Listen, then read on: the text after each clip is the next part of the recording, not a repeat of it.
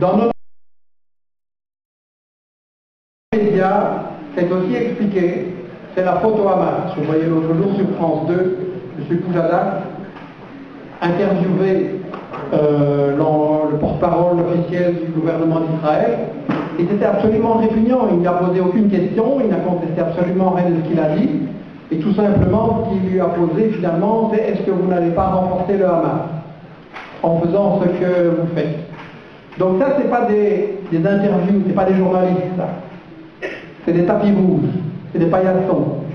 Et quand il suffirait de montrer dans les écoles et dans les médias la carte d'Israël et de la Palestine en 48, en 67 et maintenant, et un enfant comprend qu'il y a un vol tout simplement, et que tant que ce vol ne sera pas réparé, on ne peut pas dire, en fait Israël ne veut pas la paix, Israël veut la terre, il veut toute la terre, et ce qu'il appelle la paix, c'est que les autres restent dans leur niche et qu'il n'y ait pas de contestation sur le vol de terre.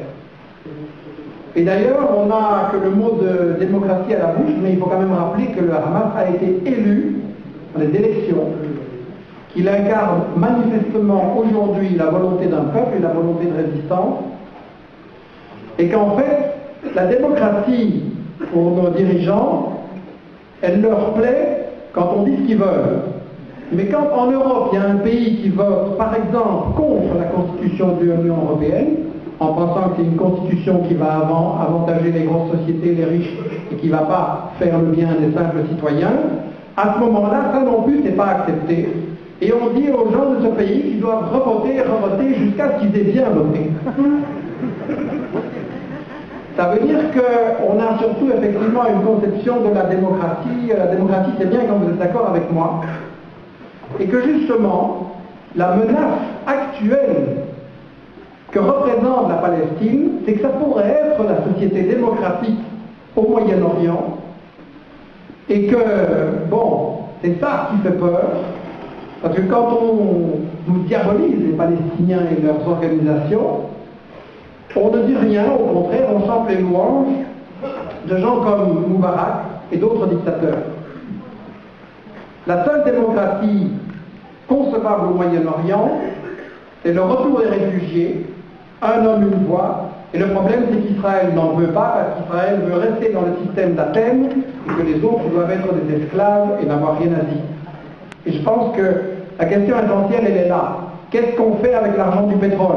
Est-ce qu'il doit aller aux États-Unis? Est-ce qu'il doit aller dans les poches des multinationales? Ou est-ce qu'il doit servir, et dans le monde arabe, la question de Chavez, c'est exactement la même chose. Est-ce qu'il doit servir à sortir le monde arabe de la pauvreté, de la misère, et à assurer un développement pour l'ensemble du peuple? C'est ça, le cri. Et effectivement, Israël a un rôle de gendarme du Moyen-Orient, un rôle de gendarme du pétrole. D'ailleurs, il a des projets pour construire un pipeline qui lui permettra d'exploiter à son profit le pétrole de l'Irak. Et donc, c'est ça qu'on ne peut pas dire dans nos médias. L'Europe est le principal client d'Israël. Si on n'arrête pas, Israël doit négocier. L'Europe vient de donner un feu vert à Israël au Parlement européen en faisant un cadre membre de l'Union européenne. L'Europe a déclaré le Hamas organisation terroriste, rend les Palestiniens responsables de leur malheur, en disant simplement qu'Israël doit faire une réponse proportionnée, mais ça veut dire qu'Israël a raison de répondre, et c'est ça qui est soutenir Israël, et c'est ça qui est soutenir la guerre. Donc en fait, quand les Palestiniens à Gaza sont bombardés, c'est Sarkozy qui bombarde, c'est Merkel qui bombarde, c'est Gordon Brown, et ce sont nos partis lamentables en Belgique, et il faudra s'en souvenir. Vous savez comme moi, qu'au moment où les élections arrivent, on voit un peu partout des affiches fleurir, et, excusez-moi, on est entre amis, donc je vais être très plat et très direct. Dans tous ces partis qui soutiennent Israël, on prend bien soin de mettre sur les listes électorales ce que j'appellerais un ou deux arabes de service. Ils sont là pour prendre les voix.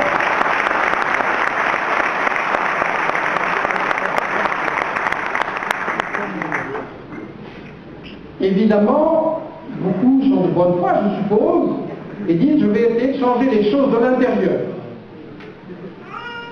Il est temps maintenant depuis 5 ans, 10 ans, 15 ans, qu'il change les choses de l'intérieur, qu'il y a un débat, qu'est-ce que vous avez changé? Et est-ce qu'il n'est pas temps d'interpeller en disant où vous continuez à soutenir Israël, et alors on ne vote plus pour vous, où vous changez? والصلاة والسلام الأتمان الأكملان على سيد الخلق وخليل الحق سيدنا محمد المبعوث رحمة للعالمين وعلى آله الطيبين الطاهرين وصحابته الغر الميامين. نربط القضية الفلسطينية بالقضية الإيمانية. هناك بيت اسمه المسجد الأقصى كان مدة من الزمن قبلة للمسلمين، وإذا أدركنا أن الدين عند الله واحد هو الذي يرتكز على عبادة الله والعمل بمقتضى شرعه، هذا هو الدين، عبادة الله تعالى وتوحيده وتطبيق شرعه. هذا الدين هو دين واحد. فإذا كان المسجد الأقصى قبلة لأمم قبلنا وكان مدة من الزمن قبلة لأمتنا الإسلامية، فمعنى ذلك أن هذا الدين جاء من مشكاة واحدة. Il est en évidence que la question palestinienne est une question centrale et les précisions de la Palestine est considérée comme étant la première qibla des musulmans, la première orientation de la prière pour les musulmans. Donc nous sommes liés à la question palestinienne sur le principe de notre foi. C'est aussi l'espace de l'ascension du prophète alayhi salam et du voyage nocturne du prophète de la Mecque vers Jérusalem. Les premiers musulmans ont prié en direction de Jérusalem pendant plus de 10 mois après l'hégire du prophète sur lui la paix alayhi salam.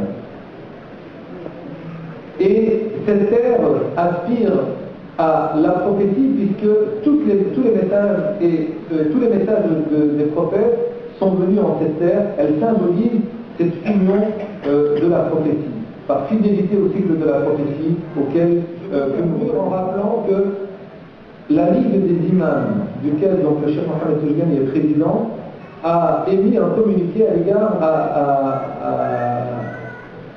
un communiqué envoyé à tous les imams et un communiqué à l'égard de l'opinion publique par rapport à la question de Gaza et principalement à l'égard des imams qui rappellent qu'il est fondamental d'entretenir la cause palestinienne dans l'esprit des générations montantes, de rappeler les événements, de parler de l'historique de la terre de la Palestine et il va clore par un verset du Coran: la vérité est arrivée, le mensonge s'en est allé, certes le mensonge ne peut persister. Je vous remercie.